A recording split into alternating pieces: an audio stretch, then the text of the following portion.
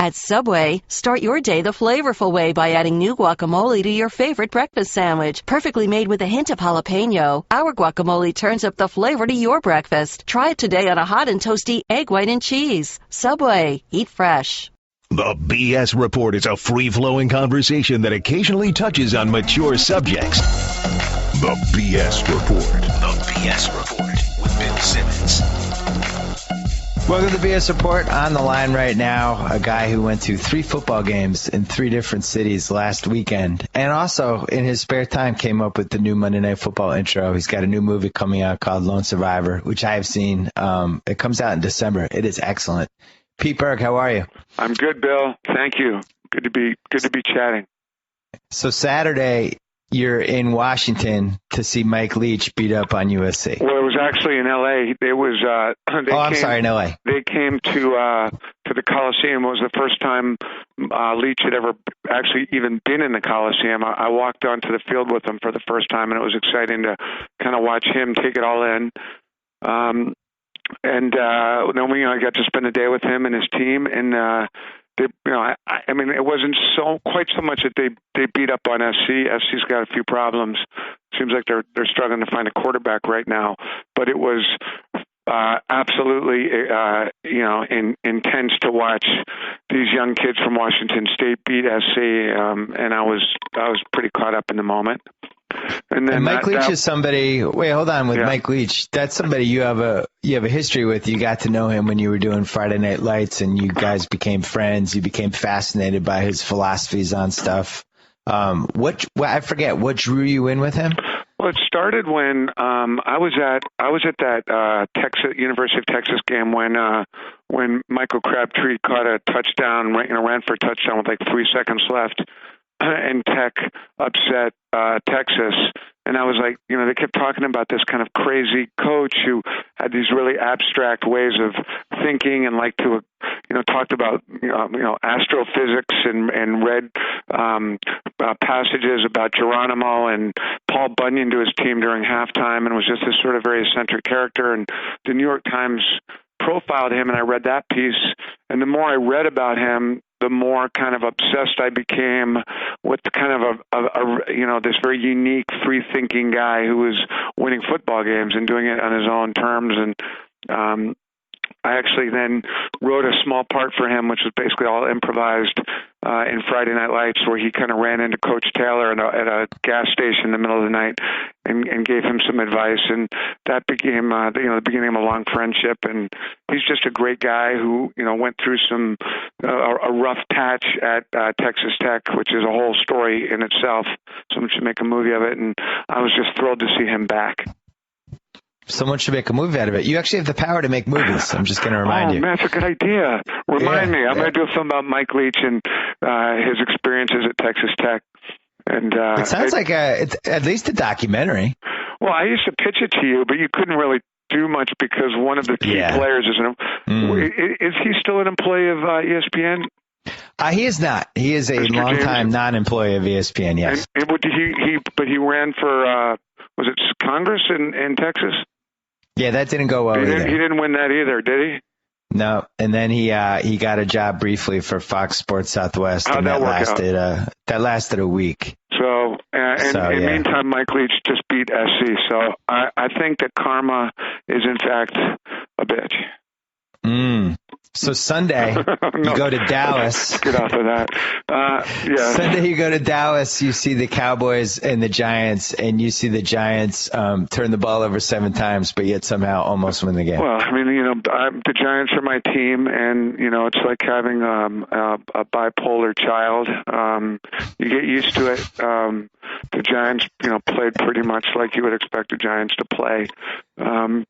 And I mean, the only thing I can take solace in is, as being a Giants fan in Cowboy Stadium on Sunday, the Cowboy fans were not walking out of that stadium with their heads held up high, feeling as though they figured it all out. So the Giants definitely imploded, and I mean, it amazes me how dramatic people get after the first week of football. I mean, we're all such idiots. It's like it's 1 week. I went and watched the Redskins and Eagles play on Monday night rather, and the mood in Mr. Snyder's box was pretty grim. And I'm kind of the only one walking around saying, guys, it's one game. I mean, everybody's got to calm down, but right. It's the nature of football now. With the Giants, it's interesting because David Wilson fell apart in that game. He fumbled twice. He got benched, and now he's basically holding the keys to this season for them, because if he doesn't turn around, it's really far-fetched to think that they're going to do anything, especially when you look at all the retreat running backs they're bringing in. It made me think, though, this would have been a good Friday Night Lights 4-episode arc, right? Smash fumbles and loses his confidence. But it's actually a twist that I wouldn't have written, because Brandon Jacobs is coming back, right? And I think you're going to see one of the great redemption stories of all time, because Brandon was well liked in New York, had some issues towards the end of his time there, got sent to San Francisco, was determined to show the Giants what a mistake they'd made, got hurt, didn't play.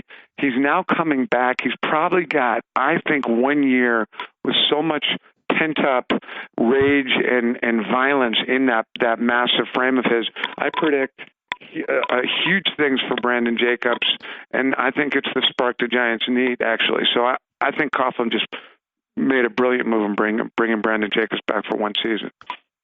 Or the fact that I'm probably wrong. The fact that it's week 2 and you're predicting Brandon Jacobs is going to save the Giants season. I'm going to say that's a bad sign for the Giants season. Oh, come on. Don't be like that, Bill. You said the mood in Snyder's box was grim. The Griffin thing is kind of hanging over everybody's head. Nobody can tell. He looked a little sketchy in the first half, and then he kind of got his legs going in the second half. But how worried were people for him in that box? Oh, terrified. I mean, he hadn't taken one snap, obviously, in preseason. The first half seemed that was kind of his entire preseason rolled into 2 quarters. I thought and it was so clear, to everybody watching it, he wasn't allowed to run the ball or do anything other than kind of short slants and out patterns and stuff. And so the defense, was able to adjust pretty aggressively to that. And in the third quarter, he finally ran. And once he was able to do that, the game opened up and he started playing well. I think the Redskins are going to be fine. I just, really hope RG's knee holds up. It's just unnerving how these injuries are occurring now. I was talking to the GM of the Redskins, Bruce Allen, who's a great guy and knows more about football than anybody I know. And he said that something interesting. He said just that the way the guys are playing the game today, and this is including college and even high school, the human bodies just can't keep up with the way the game's being played. The speed and the angles and the intensity of the violence, the human body just can't absorb it. And it seemed like a very simple statement, but it was something I never really thought about it in such, matter-of-fact terms. We're just asking these guys to do things that their bodies cannot do. Well, remember when we were growing up, I'm going to say late 70s, SI had a big feature series about where is football going and are the players getting too big? And if you look at the clips of the guys from the 70s, they aren't even close to the size of the guys now. I mean, it's no contest. No, absolutely not. I was talking to Joe Theismann before the game, and he said, and I asked him, I said, what was the average size of your O-line when you were playing, when you started at the Redskins? He said they're about between 230 and 250 pounds, and the entire offensive line smoked cigarettes in the locker room at halftime. He was dead serious. Guys were drinking beer right up until the kickoff. They were smoking cigarettes at halftime, and they had guts and weighed 230 pounds. Right. So somebody had a theory. I can't remember where I read it, but talking about have we reached a point where there should be weight limits for positions? Well, and if so, how would that work? They do. I think it's a good idea. I mean, my son is 165 pounds. He can't touch a ball in football. He's not allowed to touch the ball. So could it be like 280 pounds? That's it. You can't be on an offensive line if you weigh more than that, or 260, or I don't know what it would be.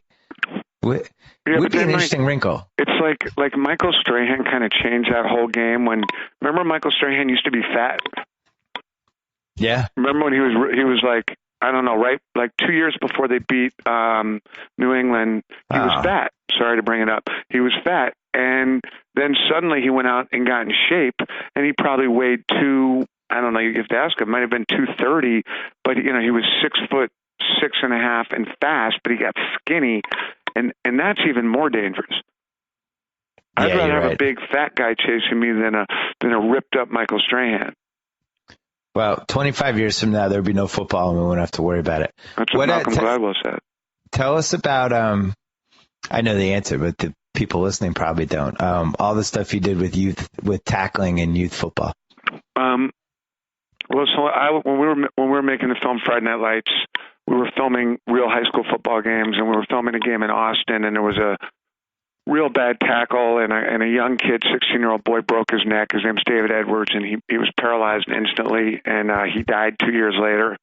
And that kind of freaked the hell out of me as a huge football fan, and as a dad, someone who has a son that was, starting to get ready to play tackle football, and that kind of led me to work with a couple of different groups that treat kids who have been paralyzed playing football. And there's one group called Gridiron Heroes out of Texas where they're now averaging two paralysis a year in high school football alone. And I started taking a good look at the problem, and I talked to some folks at the NFL, and it took a while, but I eventually got to Roger Goodell and his team. And my whole theory, everyone has their theory, and I don't know that anyone's more right than anyone else, but what I observed from everything I looked at was that one of the big problems is at the youth level, the entry level of football, the Pop Warner level, these kids are coming in at 10, 11, 12 years old, and they're not learning how to tackle. The coaches don't have any certification. There's no uniform approach to teaching tackling. As a result, these kids are all lowering their heads.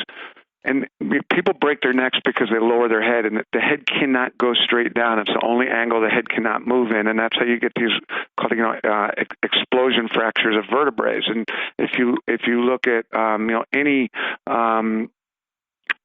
broken neck, it's generally always the same thing. So someone lowers their head, and I kind of found a few guys who were teaching coaches how to teach kids at a young age how to tackle with their heads up. And everyone says heads up, but they don't teach it to the kids, almost like you would teach someone a golf swing, and they don't practice it, and they don't let muscle memory get in. So my theory was, create a program where coaches are trained in how to teach kids and how to teach them not only in the moment, but how to continually reinforce it in practice, so that over and over again, kids are taught to keep their heads up and out of the play, and that would eliminate spinal cord injuries and concussions.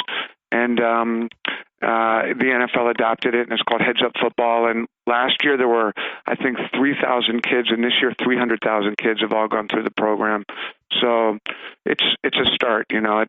Football is obviously a brutal and dangerous game, but my feeling is if you can teach kids at a young age to keep their heads up, you're going to see a lot less catastrophic injury.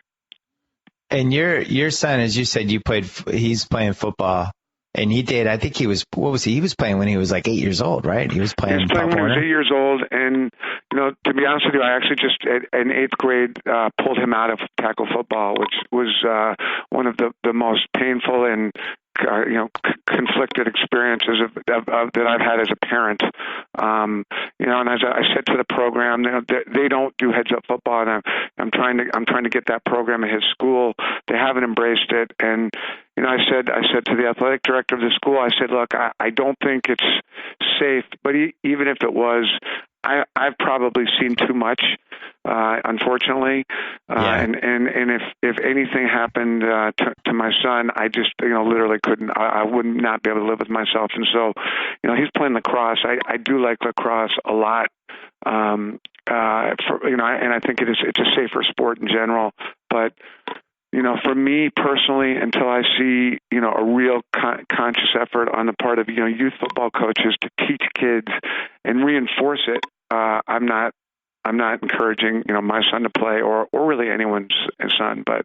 How did your son take the news when you said you want to pull him out? Well, again, my son we're a bit different, in that we've spent so much time with kids from Gridiron Heroes. This program, he spent a lot of time with kids in wheelchairs. And, David Edwards, who's the kid that I was talking about in the beginning, was, we went to his high school graduation and we went to his funeral 2 years later. And my son went to both of those, events. And so I don't want my son, on a football field with any kind of fear or hesitation because of things that he's seen.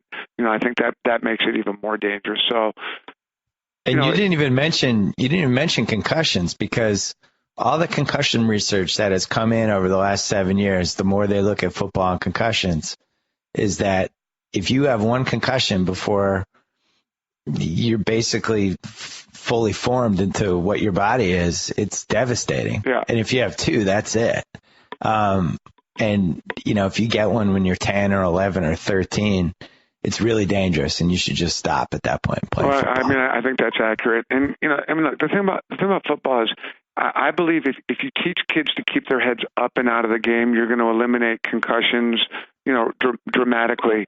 And, you're certainly going to eliminate, broken necks. And after having seen what I've seen, it's like, I'm not worried. I'm not so much worried about, knees or broken legs or, that's all stuff that heals. Even concussions, they're obviously horrible, but you can identify them and then decide whether you're going to pull a kid out. To me, having seen the spinal cord injuries, that's what has me, extra spooked. Right. Because, you don't get a second chance. And, like I was on the field on, right there on the sidelines next to Leach for the Washington State SC game.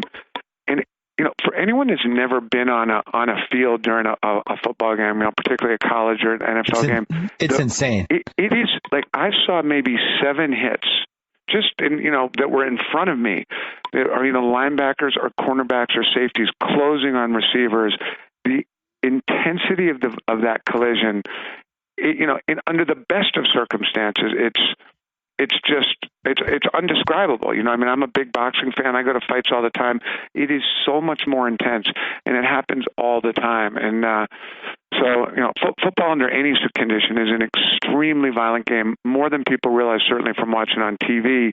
But, my feeling is unless you give the kids, which the NFL, and I do believe Roger Goodell really does care about this. I think I'm a big fan of his. And they recognize you've got to teach these kids at a young age how to be ready for this kind of violence. It's like it's the equivalent of sending a soldier. He shows up for basic training. You shake his hand, you give him a gun, and you send him to Afghanistan the same day. You got to train the kids. So that's my big spiel. That's my soapbox. Well, and Friday Night Lights, the pilot episode, when you turn it into a TV series, was the star quarterback gets paralyzed. The twist on the old blow the knee out. That was all based on David Edwards and having seen a kid break his neck, and that was probably more of the motivation for me. I think we've talked about it. Wanting to do Friday Night Lights was wanting to honor this young guy that I saw get hurt so badly. I had our TV analyst, as I call him, not TV critic, TV analyst, Andy Greenwald, was on the podcast last week. We were talking Breaking Bad, and we were talking about the possibility that they would spin off Bob Odenkirk's character Saul into his own show. Yeah. And I was saying how I don't think there have been enough spin-off shows. And Frasier is obviously the best example of spinning off a show into a totally different direction from a TV show. The worst example I would think is Joey, when they spun off Joey from Friends, that bombed. Was that the guy from Friends? Yeah, Matt LeBlanc. Yeah, Matt LeBlanc, right. So we were talking about, what shows should have been spin-off shows? And I said how I'm disappointed that the Riggins brothers were never spun off from Friday Night Lights into their own show. And we started talking about how that would look. And then Andy actually did a TV mailbag today. And one of the parts of it was about how, what a Riggins Brothers spinoff would look like. So he asked me what I thought Tim Riggins would be doing in the spinoff. Yeah. I said he'd be coaching Panthers running backs. He'd be just running backs coach, not even offensive coordinator, and working at Home Depot. But would have, dreams of grandeur well beyond that. And he said that he had a new best friend played by Wire 90210 vet Tristan Wilds, who was the one of the kids in season 4 of The Wire. And he was a black guy, so they could do like the white guy, black guy, Lethal Weapon type chemistry thing, Tim Riggins. And I'm writing this down right now, I figured you would be. I'm taking some notes. And then obviously Billy, the brother, comes back and he's up to stuff. And there you go. But here's the problem.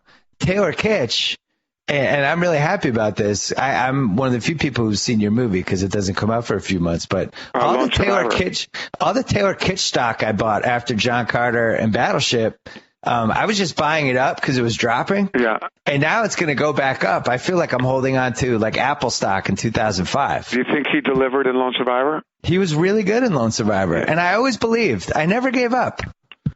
You're an original, man. You're an original Friday Night Lights G with us. So. And I'm an original Tim. I'm all in on Tim Riggins, and you even gave him 33, my favorite number. No, so Taylor is first of all, he's a great guy. He's he had a crazy year with John Carter and Battleship, where 2 giant films, neither of which worked particularly well, and I was certainly right in the middle of one of those, and I kept telling Taylor that we're going to do Lone Survivor. While we were making Battleship, I said, we're going to do Lone Survivor. If you watch Battleship, at the very end, there's a moment where a SEAL walks up to Kitch and says, I dare you to try this uniform on. He's pointing to a SEAL trident. And that's the very end of Battleship. But we knew he was going to come in the Lone Survivor, and I'm happy for him. Couldn't happen to a better guy. We're doing another podcast when it gets closer to Lone Survivor, so I don't want to use up my Lone Survivor chips yet. Well, I appreciate it. I like the idea of a spin-off between Saul, right? Is that the name of the lawyer from Breaking Bad? Yep. Saul and Buddy Garrity. Oh, interesting. Right? Saul moves from New Mexico to Texas. Yeah, he's on the run, clearly. Do you think Saul's going to make it, by the way? Oh, wow, we're going Breaking Bad spoiler. Yeah. I have no idea. I mean, if you know. I do think he's going to make it. So you watch Breaking Bad? Oh yeah. I'm current. Okay. And where does it rank for you on the all-time TV show scale? It's definitely a top 5. Top 5? What's your top 5? God, geez. All right, my top 5 would be. The first great show I remember loving was Hill Street Blues, because I used to watch that with my dad, and I remember the pilot of Hill Street Blues. All in the Family, MASH. I'm gonna go old school, because this was like the show that got me watching TV, which show how old I am. But it was a show called Mannix with Mike Connors. And I'll put Breaking Bad up there. I think Breaking Bad is definitely as good as it gets, although right now they're struggling a bit, in my opinion. Wow, you're the first person I've heard who is thinks the last season is struggling, because the consensus is it's the greatest last season of any show. I'm just gonna I thought the ending of last week's show, Oh, wait a second. We can't spoil this for anybody who hasn't seen it. Well, I'm trying to be. Yeah. Let's move on for Breaking Bad. Let me just say I'm a big fan. I'm a big fan. So you think it's been a little desperate in the last season? Is my. Well, the last season. If you're talking about the last season, are you talking about the last second half of the last season? Yeah. The first half of the last season I thought was brilliant. I'm gonna refrain from comment. I'm a big Vince Gilligan fan, and I'm a big fan of the show. And if I thought the show stumbled a bit maybe in the last couple of episodes, that's nitpicking, because there's been some really, really strong moments, and I have full confidence that we're going to finish very, very hard. So.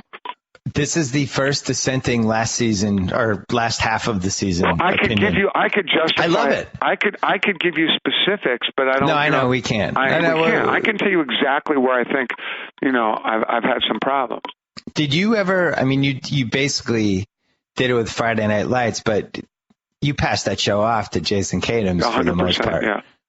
Did you ever think about what it would be like to kind of create, live and breathe a show like that for a 5-6 year stretch? Yeah. I mean, I actually tried to. I was so pumped up from watching television, from watching Breaking Bad, that when I finished Lone Survivor, I wanted to go run a TV show. And there was a show that was an English, it was an Israeli show from the same company that did Homeland that was called MICE, which stands for Money, Ideology, Coercion, and Ego, which is how you turn a spy. That's like a CIA acronym. And I was all set. I did the adaptation. It was this Israeli show, adapted it. We were all set to do it. And that show, is it The Americans? Is that what it's called? Yeah. Came out of, and this is how stupid we all are now. Like, people think we're smart. Nobody even had an idea that the show is basically the same show, about a sleeper Russian spies living in America. I mean, I guess The Americans is a period piece. Ours is present day, but that killed it. But I think running a cable show right now is definitely the most creative job in the business. You know what guys like Vince Gilligan do, that's the highest functioning level of creativity I'm seeing in film or television right now. Wow. And we've talked about this before in the podcast, but you kind of wanted to do that with your mental institution show. What was that show called? Wonderland. Yeah. Wonderland. Yeah. And that was basically would have been your experience, but it was in a climate where I don't think TV was ready for that show. Now you have it with the way channels work now. I think that show would absolutely be an FX show or an AMC show or something. Agree. And it would have. How many seasons would that show have been on? I probably at least 4. I just finished directing a TV show for Damon Lindelof. Do you know Damon? I don't know him, but I obviously love Lost. Yeah, I just directed it, for him. It's a show he created with based on a book called The Leftovers that Tom Perrotta wrote. That's I think really quite good. We just finished a pilot. It's for HBO. We're showing it to the powers that be tomorrow to see whether or not we get picked up or not. So I'm hoping we do. What's your batting average on that? It's pretty good. It's I've done. I think I'm batting about 70% of the pilots I've directed have been picked up. Wow. And I did one for Ron Moore called Virtuality that almost got picked up and actually did get picked up and air in Europe.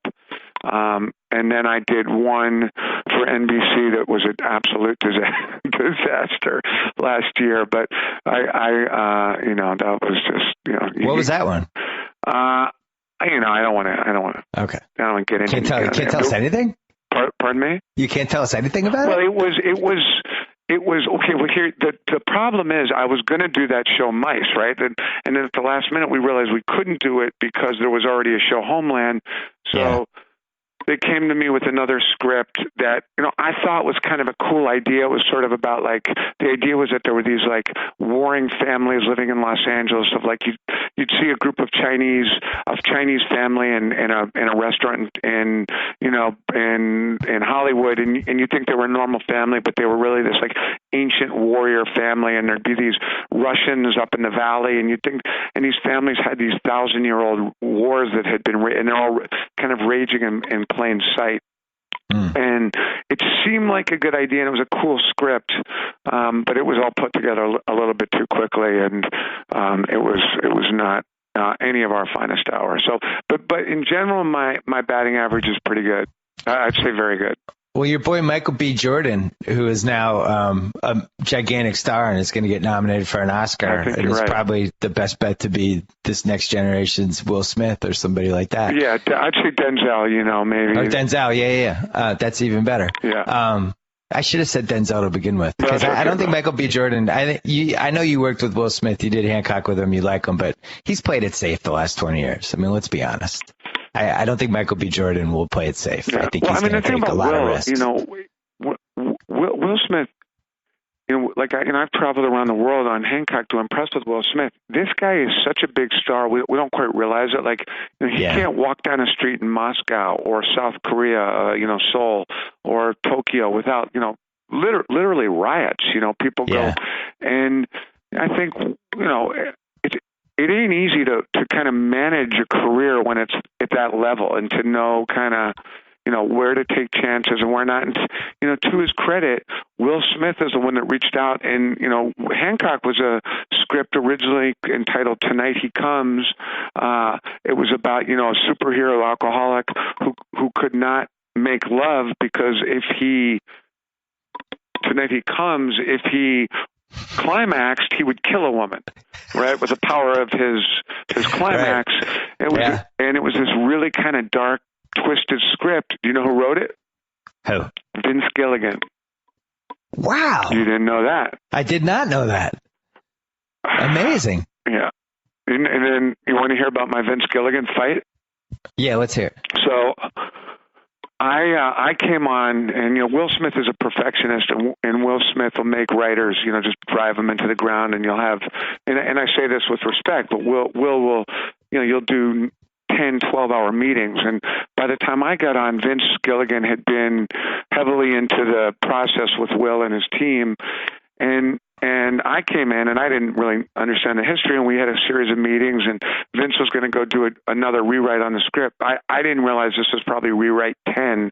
And I had heard that Vince had this TV show that he wanted to go and do, and I was kind of like, well, whatever, you know, you got to finish the script. And, you know, something about, you know, a chemistry teacher that gets cancer, and I was like, well, whatever, dude, you got to finish the script. And Vince finished the script, but then was like, I thought he was going to stay on and keep writing. He finished the script, and he's like, okay, that's it, I'm out of here.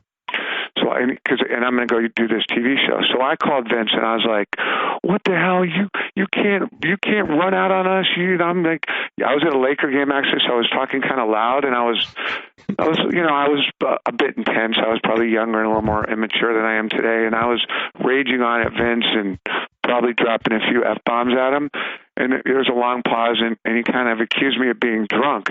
He's like, Pete, are you drunk? And I'm like, no, I'm not drunk. It's just, how can you leave us to go do your television show? I mean, this stupid idea. And he's like, Pete, you know, I basically said, all right, you know, fine, F you, and I hung up. And then I tried to get people to take my side. Like, I'm like, could you believe Vince did this? And everyone was saying, like, Vince Gilligan is the most decent human being we've ever met, Pete. Pete, we don't understand what you're talking about. Pete, if there was a problem, and I couldn't get any support at all for my you know, rage against Vince Gilligan. And of course, turned out Vince knew what he was doing, because it was Breaking Bad that he was going to do. So, and now you're drinking the Vince Kool-Aid. Oh yeah, I'm a fan. I brought up Michael B. Jordan because on my podcast he talked about how he wanted to create a show a little bit in the vein of Friday Night Lights about Detroit inner city basketball. Yeah, he does. He's been pitching that. Maybe that could be one of your TV vehicles. If I had your love of basketball, I'd do it. It's just I don't know enough about you're not the a sport. Basketball guy. You know, I mean, football or boxing I could do, but oh wait, you told me there's not going to be a Friday Night Lights movie because Kyle Chandler doesn't want to do it. Unless you guilt him into it. I'm looking for a national, you know, either letter writing or email campaign to Kyle. I'm tempted to give you Kyle's email over your podcast, his address. I think if we write enough letters, he'll do it. So you're convinced you have a good enough idea that's not going to sully the almost impeccable reputation of the show by doing a movie that will actually add to the legacy. Well, when you put it that way, it's kind of, you know, okay, I guess. I think we have a pretty good idea. Well, it's a lot of pressure. You don't want to do like be in a Rocky V situation. I think that this show is something that will keep reinventing itself, and there's just so much inherent soul in the culture that it's. I think we can keep it going. Have you ever thought about bringing the show back with a totally different cast and coach and everything? Well, yes, we've we've had all kinds of discussions. I've even thought about, going back to the movie cast and bringing some of those guys back. Oh, wow.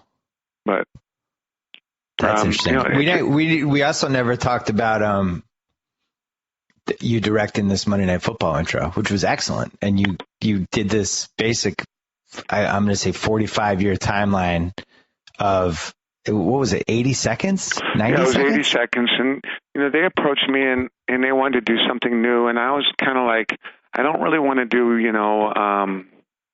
who's the new girl that gets in trouble for, she was twerking on MTV Awards. Oh, Miley Cyrus. I don't want to bring Miley Cyrus on and have her do her thing. And, I felt that just in general, I feel personally like the whole sports culture, whether it's Fox Sports, ESPN, NFL channel, it's all getting so slick and so fast and so well produced, and everybody's fighting like animals for their sound bites. And, I said to the guys at ESPN, I'm like, why can't we just kind of slow it down?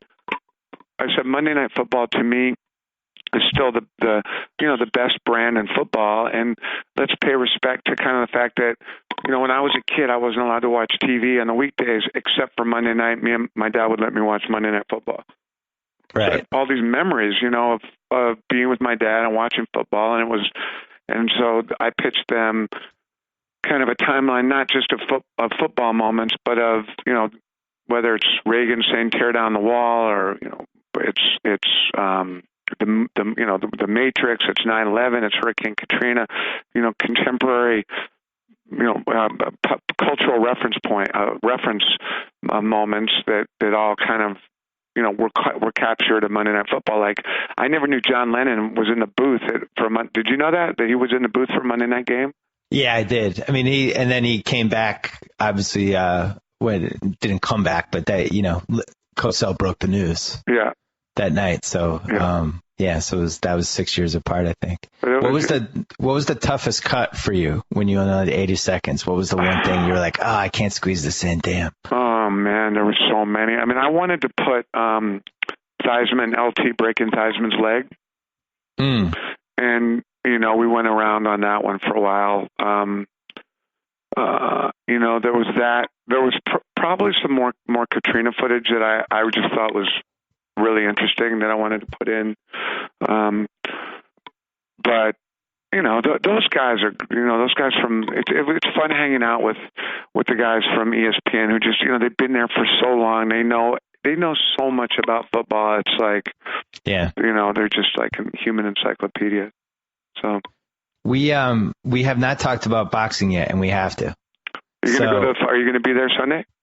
I am not going to be there. I'm going to pay-per-view it. Okay. I'll be there. I know for you're you. disappointed in that answer. So you have an amazing connection with Canelo Alvarez. This story is awesome. And as far as I know, it's never been told.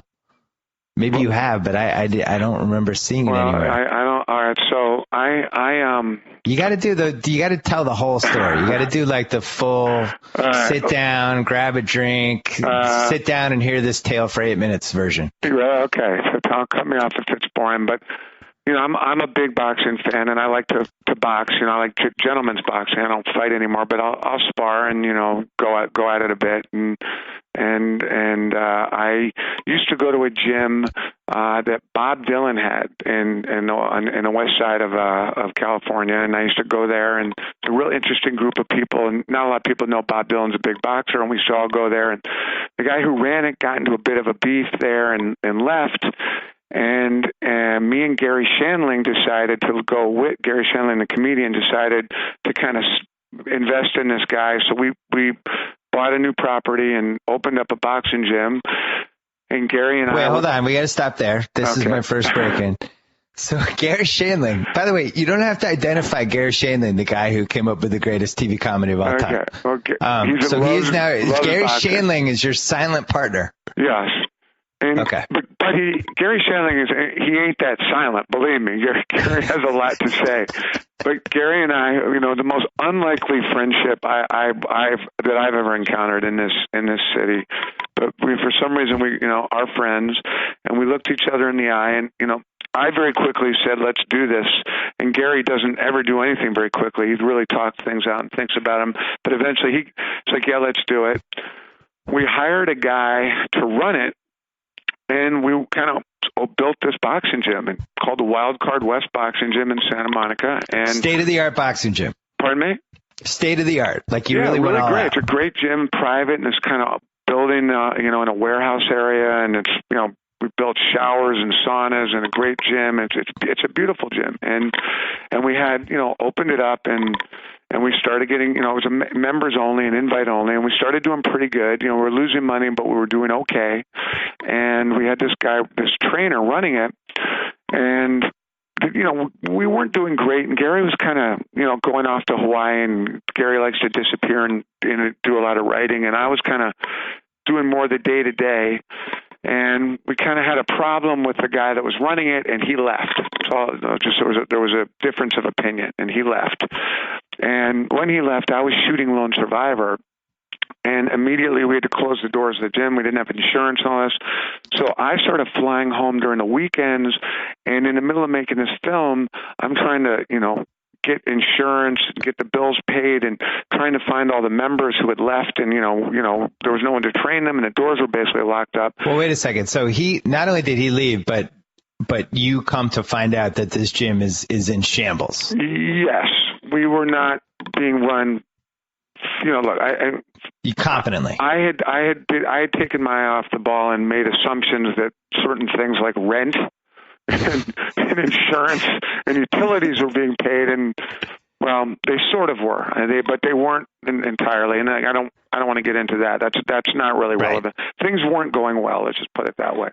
Okay. And you know what? It was my fault as much as anyone else's because I was just assuming things. So the gym had been basically run into the ground, and I kept flying back, and for some reason I was determined to fix it, and I was getting these calls while I was on the set from my assistant that the sewage pipes had blown up, and there was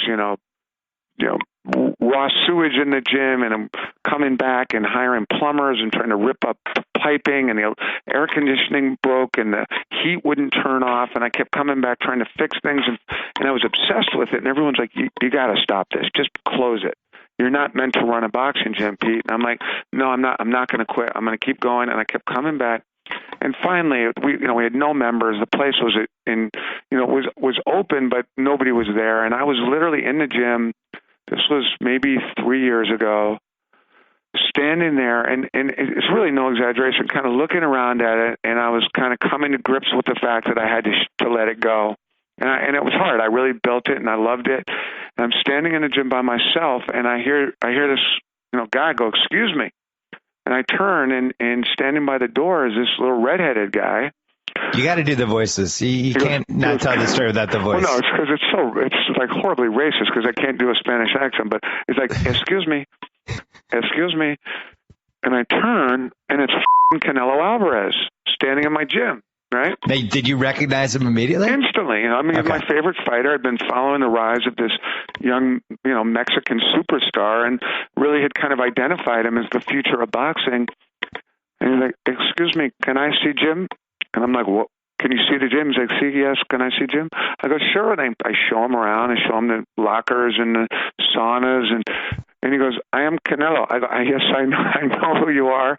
He goes, "Can I train here?"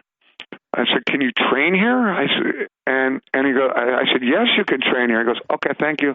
He goes to the door, opens the door, and there's two Suburbans full of his Mexican fight crew. And they're all just in like a circus car. They're like 30 of them in the car. And he's like, "Come on." And they all start getting out, like literally 30 guys out of two Suburbans. And they come filing into the gym. And, Saul Canelo Alvarez made our gym his home. And this was for the Lopez fight. And wait a second, though. So that night, he starts training in your gym. Starts training in the gym. And the doors open. And within 2 weeks, Hollywood being Hollywood, everybody comes back. They start bringing friends. I start doubling the money I was charging, before. The gym is making money. We get another fighter. This kid Peter Quillen hears about it. He comes down. Golden Boy makes a deal with us to house and do camps for their fighters, and now. And I should have mentioned that the one thing Gary and I did do is I reached out to Freddie Roach and asked Freddie if he wanted to kind of come in and be a silent partner on it. And Freddie, so we call it the Wild Card West. And now Freddie sends, some of his fighters, and we have everyone from 8-year-old kids to Brentwood housewives to Canelo Alvarez in our gym, and we've had him for 3 fights now. He did half the Mayweather gym camp at our gym, and then he went up to Big Bear to do high altitude. But and now he is in the biggest fight of the last X year, probably since De La Hoya Mayweather, I'm thinking. Well, pay-per-view, it's bigger. It's certainly the biggest money fight in history. So, well, and also the biggest just mainstream fight. Like, I feel like so rarely is there a boxing, people try to get it going with Pacquiao and Marquez, and you don't get fights that cross into like people like my mom knowing about them. Right. Yeah. Same here. And this is like a mom, but I always call it the mom test. Like, my mom knows this fight is happening on Saturday. Does she really? Yeah. I mean, I think everybody knows. Who does she like? Older people aren't big fans of Floyd. No. Well, Canelo's so handsome, such a sweet, handsome guy. And he's soft-spoken, and it's hard not to root for him. We were talking about this fight when I saw you a couple weeks ago, and you were saying that when De La Hoya fought him, he really had a chance to win that fight. He took off 3 rounds at some point in the middle, and that ended up costing him the decision. And Floyd is 6 years older than he was then. Canelo is 10 years younger than Oscar was in that fight? Yes. Yes. So if he's relentless and he does the same thing De La Hoya did, which was basically just try to keep him on the ropes and keep throwing him in the corner and just try to corner him, basically, you think he has a real chance? I do. I think he does. And what I also think, like, it's probably going to come down to if Canelo can hit Floyd Mayweather square in the jaw, like Shane Mosley was really the only one. There's only one guy, as well as Oscar did, the only fighter that really, really stunned Mayweather to the point of almost knocking him out was Shane Mosley. Midway through the Mosley Mayweather fight, he hit Floyd clean in the jaw. And it's really the only time. I think there was one other fight. It might have been Cotto, but Mosley was the one that I remember that he actually was able to hit him in the jaw. And it's so hard to hit Mayweather. If Canelo hits him in the jaw, he wins the fight. If he can find Floyd's jaw, because he'll do what he did to Austin Trout. He'll knock him down, and Canelo has trained up in that altitude. So what happened with Trout was when he knocked Trout down, he didn't have the wind to finish him. He'll have the wind. If he can hit Floyd, he'll win. And I don't think if he can't hit Floyd, it's just going to be a classic Mayweather where Floyd will probably get it on points because, Floyd's so good and so elusive. I don't see Floyd knocking out Canelo. I don't think he has the power. And the thing with Floyd, it does fit the, let's face it, boxing is one of the most cyclical sports there is. It's probably the number one most cyclical sports. Mm-hmm. You get older. You stop fighting as much. Your reflexes go. You have some miles on you. And eventually you hit this point where you take the wrong fight against the wrong guy and you lose. Mm-hmm. And then that's a tipping point for your career and it starts going the other way. Floyd certainly seems like he'd fit a lot of that. The one thing is he doesn't have a lot of miles on him. Like he, as you said, I can only remember that one Mosley punch being the only time he got truly tagged. Like the great thing about Floyd is he never gets hit. That's exactly right. He might not have those miles on him. On the other hand, what has he fought 3 times in the last 3 years? Yeah. He fought a couple months ago against Guerrero and he looked good. But, Guerrero is not the caliber of fighter Canelo is. But yeah, I don't really think he's fought 4 times since 2010. Yeah. I don't think age is a factor with, I don't know whether there's a YouTube clip that Mayweather put out for Canelo have you seen it, of Mayweather training? No, I didn't see it. It's worth checking out. It's just like, he basically trains, he does hour rounds, he trains literally for 60 minutes at a time, and he just doesn't stop. Right. focus mitts, heavy bag, heavy mitts, jumping rope, calisthenics. He just doesn't stop. I mean, the guy, he is a human specimen. You just got to hit him, and if Canelo can find his jaw, not his ribs. Everyone's like, oh, you got to punch him in the body, and that won't really get it done. You got to hit him right in the jaw, which is how you knock somebody out. And Mosley did it, and if Canelo can do it, I think he can knock him out. Canelo's going to come into the ring at least 10 pounds heavier than Mayweather. Brian Kenny and I were talking about it a couple weeks ago, and I was saying that it reminded me a little of the first Leonard Duran fight, where Leonard didn't really need to fight Duran when he did, but he wanted to. Yeah. And Duran was so much more seasoned, and he was just a cagey veteran. I love Leonard so much. Like, Leonard was my guy. Yeah, me too. And Leonard made a couple mistakes in that fight. Like, he tried to punch with Duran. His ego got involved, and he basically tried to go toe-to-toe with him and did a heroic job, but Duran was Duran. He was in the prime of his career. And in retrospect, maybe he didn't have to take that fight when he did. I wonder, like, with Canelo, he easily could have just cranked out another year or so of fights where he got the pay-per-views because he's so popular in Mexico and with Mexican Americans, and he could have waited a year, but I think he really just wanted to fight this guy. Yeah, I mean, and you could say the same thing about Floyd. Like, Floyd could have probably dodged it, but, evidently the pay-per-view was so bad on his last fight that Showtime went nuts and said, you got to take a fight or we're going to, I think there were probably penalties in that deal. He just made this crazy deal with Showtime. So Mayweather felt a little bit of financial pressure, and it's clearly worked because I think they say he's making about $45 million on this fight. But he needed to fight somebody. He wasn't going to fight Pacquiao, and so he needed to do it. But you can make that argument for both of these guys could have ducked each other for a couple more fights. Canelo, to meet Canelo is to meet the most confident human being. I'll call him at 11 and just get him on the phone, and berate him. I'm like, I don't think you're not taking, your sparring partners are soft, and you're not training hard enough, and you're too heavy, and you're not. And I'll go on this whole litany, and he'll just calmly go, Peter, relax, I will win. That's all he says. I will win. And I look at him, I'm like, I've never seen a more confident human being in my life. I will say that. I was shocked that he said to De La Hoya, he met De La Hoya. I was in the ESPN magazine story about him.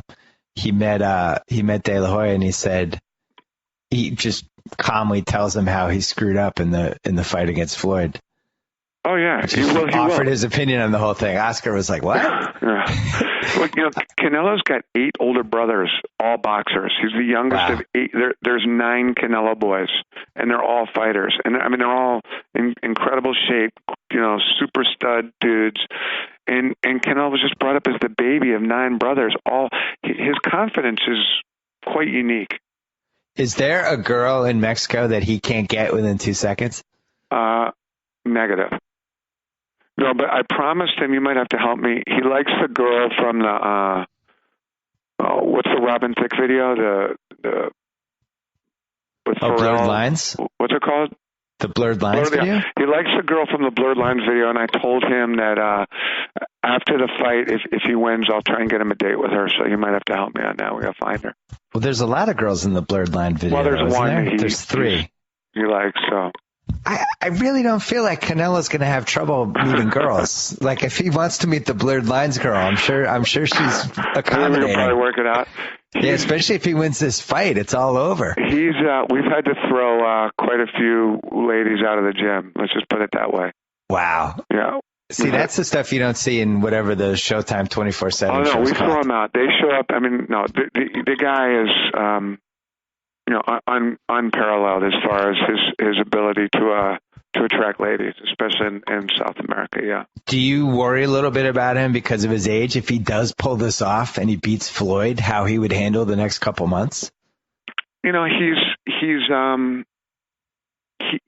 had these 2 trainers, the father-son team, Chepo and Eddie, since he was 7 years old. it really is a unique environment. You know, he comes in, he puts on the Carpenters and old Michael Jackson, and when he's training, there's no, you know, gangster rap or, you know, death metal music, and he laughs and they dance and they sing and they watch soccer, and, you know, they'll go outside and play touch football. We taught him how to throw footballs, and there really is a family structure in place that I think will probably ground him, win or lose. But, you know, it ain't easy, you know, to be a world champ. It wreaks havoc on the ego, and you know, he's definitely a young, good-looking guy, and I think he'll certainly experience all of the temptations that, you know. But like if guys like you and me can keep our feet on the ground, I don't see why he can't. I was going to say, do you worry about you over these next 2 months if he wins this fight? Well, I mean, I worry about. I literally think I'm just going to have a nervous breakdown during the fight. You know, I mean, he's become like a second son to me. You know, and when, you know, for anyone that's gone through the complex ordeal of really being emotionally invested in a fighter, someone should do a documentary on fighters' mothers while the boxers are fighting. You know, I sat next to Manny Pacquiao's mother in Texas when he fought Margarita, and she literally passed out in the fourth round. The paramedics had to take her out. Really? Yeah. Oh man, she was unconscious. Mothers, and I've sat next to Canelo's mother for the Lopez fight.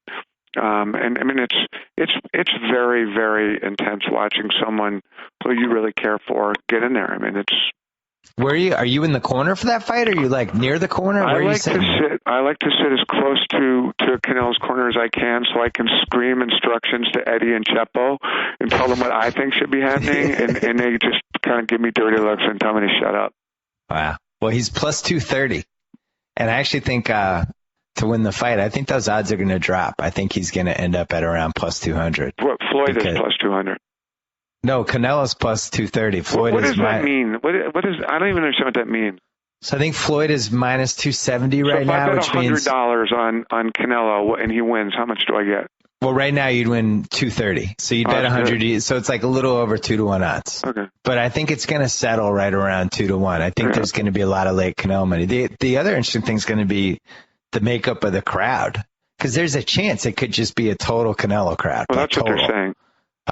But people like Floyd. I really wouldn't be surprised if Floyd had his corner too. I think it's going to be an unbelievable fight. It reminds me of the fights that, you know, we grew up with when the two of the best guys just said screw it and decided to beat the hell out of each other. So what's your prediction? I think Canelo's going to win. You want to make a round prediction, or you want to get specific? I think he's going to get him later. I think he's going to wear him down, and I think he wins a decision. I don't know if Floyd gets knocked out, but I think he's going to wear him down. I really do. I'm just going to bet on the history of boxing with this one. I love it. Once these guys get into the late 30s, and he's getting there, and they're not fighting all the time, and maybe Floyd's the one guy who's just superhuman. He might be. It's conceivable, but the history says that at some point it catches up with you. So, Pete Berg, we will have you back on Lone Survivor, which is not coming out to the end of December, but it's tremendous and will be in the Oscar mix, in my opinion. But we will have you on. We'll have you on in studio. All right, we can talk about this, recap the fight. Enjoy the fight. Wish us luck with Canelo. Thanks for the time. Talk to you soon. Bye-bye. Okay, bye-bye. Target percent off. Whoa. Thank you for downloading the BS Report with Bill Simmons. Too much fun. Check out more podcasts at the iTunes Music Store or at Podcenter at ESPNradio.com. Peace out.